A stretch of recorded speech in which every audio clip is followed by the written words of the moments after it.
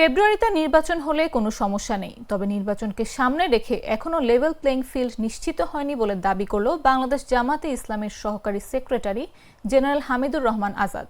তিনি এ সময় বলেন, তাদের দাবি নিশ্চিত করেই নির্বাচন দিতে হবে। বৃহস্পতিবার রাজধানীর আগারগাঁওয়ে নির্বাচন ভবনে প্রধান নির্বাচন কমিশনারের সঙ্গে বৈঠক শেষে এ কথা বলেন তিনি। সংসদীয় আসনগুলোর যে সীমানা নির্ধারণ সংবিধানের আর্টিকেল 1990 এর আলোকেই ওনারা কিছু কাজ করছেন। ইতিমধ্যে দুটি বিজ্ঞপ্তি খসড়া আকারে প্রচারিত হয়েছে ডিলিমিটেশনের জন্য।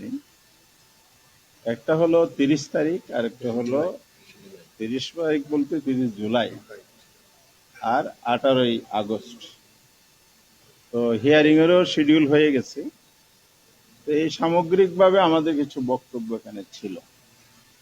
এমনি তো আরপি অনুযায়ী ডিলিমিটেশনের কনস্টিটিউশনের কতগুলো রুলস দেয়া আছে এবং আরপিও তো সেটা আছে। তো যেটা অধ্যাদেশ 2025 ওনারা অ্যামেন্ডমেন্ট করতেছেন, সেই জায়গায় তিনটা নীতিমালাতে আমরা সবাই জানি। এটা হলো কম্প্যাক্ট এরিয়া, মানে ভৌগোলিক অখণ্ডতা রক্ষা করা নীতিমালার মধ্যে।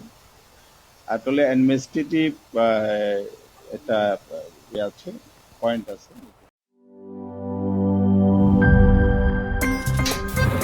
আমার একটা স্মার্ট সিদ্ধান্তে 25% গ্যাসের খরচ কমেছে। ভাবছেন কিভাবে?